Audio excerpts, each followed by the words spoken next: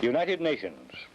In February 1963, a United Nations Special Fund grant of aid to Castro aroused indignation because 40% of the money will come directly from American taxpayers.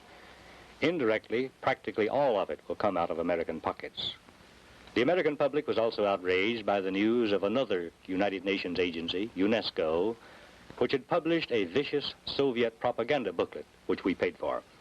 In March 1963, United Nations officials admitted they had been lying about UN operations in the Congo. This bad publicity brought many to realize what many already knew, that our membership in UN organizations which can use our tax money to finance our enemies will lead to disaster. The United Nations Charter is identical in philosophy with the Constitution of the Soviet Union. Bills are now before Congress calling for American withdrawal from the United Nations. That is a summary of my report on United Nations. The full report after a message from my sponsor.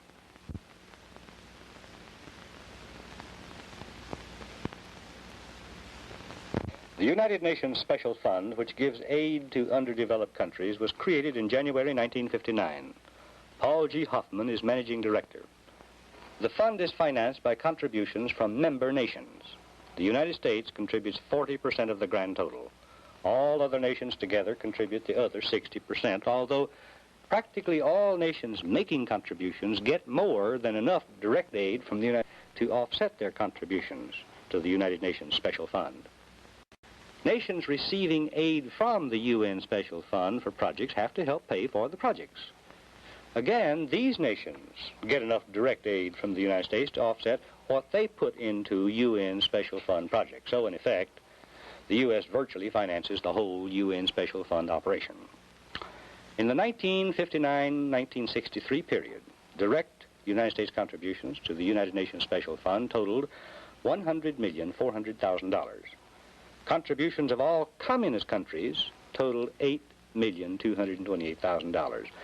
But communist nations received from the UN fund $10,846,000.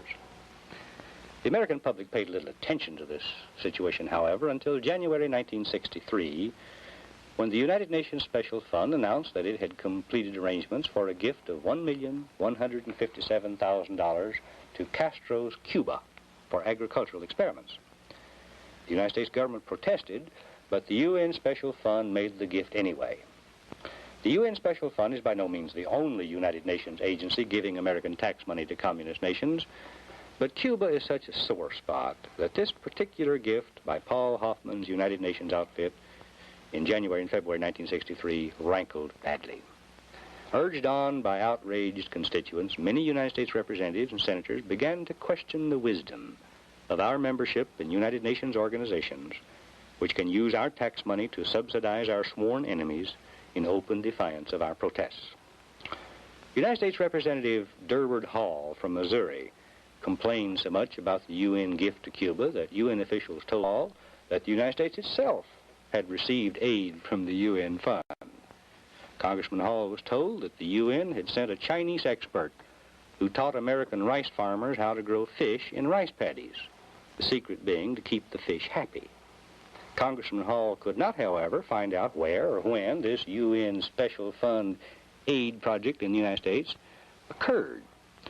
The United Nations Information Center in Washington told him the rice fish project was in Kansas, which has no rice paddies. The New York office of the United Nations Food and Agriculture Organization told Congressman Hall the project was in Arkansas. Mr. Hall found in a book written by Paul Hoffman a statement that the rice fish project was in Louisiana. Mr. Hall wrote Hoffman to find out where in Louisiana and to get other details. In reply, Mr. Hoffman merely admitted that he had made a regrettable mistake in his book, but he did not tell Congressman Hall what the mistake was or where the rice fish project was. From remarks by officials of the American government and from odds and ends of information supplied by various United Nations officials, Congressman Hall concluded that some Chinese expert had come to the United States to tell rice farmers to keep their fish happy, and that the United States government had paid for the expert services directly. But Mr. Hall never determined when the Chinaman came, where he went, whom he advised, or how much we paid him. In February 1963, American newspapers which carried stories about the UN Special Fund's gift of American tax money to Castro and about this fish story also carried stories about a booklet written by Soviet nationals and published by the United Nations Educational, Scientific, and Cultural Organization. The book is pure Soviet propaganda denouncing race discrimination in the United States and colonialist oppression in the Western world generally, while praising Soviet race relations as one of the major social triumphs of the 20th century. United States taxpayers paid more than 32% of the total cost of that UNESCO Soviet propaganda booklet. Members of Congress and of the press demanded an explanation from the State Department. Department officials said that they had protested with vigor the publication of the Soviet anti-American booklet at American taxpayers' expense, but the United Nations agency ignored the American State Department protest. In March 1963, United Nations officials admitted that the United Nations had been lying about its operations in the Congo. While decent people all over the earth were appalled at the United Nations war to subject the province of Katanga to the rule of the communist-controlled Congolese government, not very many were aware that other provinces of the former Belgian Congo were also trying to exercise self-determination in order to escape domination by the communists in the central government. One such province was South Kasai. Congolese and United Nations armies used the same savage tactics to suppress South Kasai that they used in Katanga. Mission stations and hospitals were ransacked and pillaged. Eyewitnesses told of United Nations-supported Congolese troops pouring gasoline on huts, setting them afire and then shooting down all who tried to escape. Whole villages and towns were destroyed. More than 100,000 South Kasaians who escaped the guns and bayonets of United Nations and Congolese troops fled into the brush to suffer famine. Thus, United States tax money was used by the United Nations to suppress rebellion in the province of South Kasai in the Congo. For 2 months, while this frightful operation was afoot, United Nations officials denied that anything was going on in South Kasai. Then, on March 21st, 1963, United Nations officials in the Congo abruptly admitted that the UN had crushed a rebellion in South Kasai. All of this bad publicity, which the United Nations received in the first 3 months of 1963, provided no new information for Americans who have studied UN operations and who know that American membership in the United Nations will eventually lead to the destruction of our free and independent republic. One specific danger of our membership is that the United Nations provides the cover of diplomatic immunity for communist spies, saboteurs, and secret police agents sent into the United States. Communist agents attached to United Nations delegations from communist countries enter and leave the United States at will. They serve as couriers for the Soviet worldwide espionage network. They bring in tons of propaganda material. They direct espionage and sabotage activities in the United States. The case of 21 Russian sailors in 1956 proved that Soviet secret police, under cover of UN diplomatic representation, operate inside the United States, terrorizing refugees who seek asylum here, openly defying American laws and law enforcement agencies.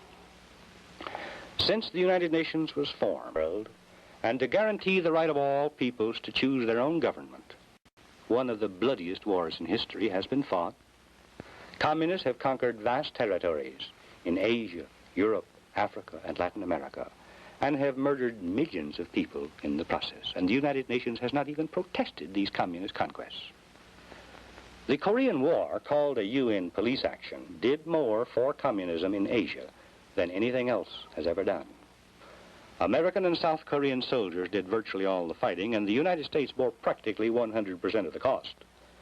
The United Nations acted merely to hamstring and restrict American operations so that our soldiers sent into battle to die could not use their best weapons to destroy the enemy. The Korean War was the worst disaster in American history, with the possible exception of the Civil War. It cost us the lives of over 50,000 American soldiers. It built Red China into a menacing military power. It lost us the respect of all Asia, and it ended on enemy terms as the first war America ever lost, primarily because of the United Nations. As long as we keep trying to do anything in the United Nations, we are headed for ruin because the UN is an international socialist conspiracy whose aim is to produce a socialist one world.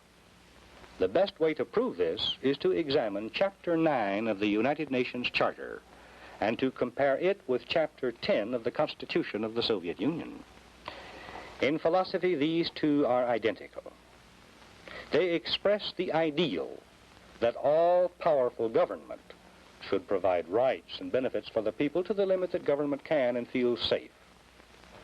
This ideal of the beneficence of all powerful government is the exact opposite of the American ideal that men get their rights from God, not from government. That is not first taken away. That man, if he is to be free, must restrict government to a very limited and negative role. We cannot restore the eternal ideals of government which made the United States the envy of the earth as long as we stay in the United Nations and by our membership subscribe to its totalitarian principles. On the other hand, American withdrawal from the United Nations would be a severe blow to worldwide communism and a tremendous boost to the cause of freedom. Surely the events so widely publicized in early 1963 will lead the American people to support the efforts of two of our best men in Congress, Bruce Alger and James Utt, who have bills before the House to get the United States out of the United Nations. Goodbye. God bless you. For a printed copy of this broadcast, send 25 cents to Dan Smoot, Dallas 14, Texas, and ask for $3.98. United Nations. 6 copies, $1.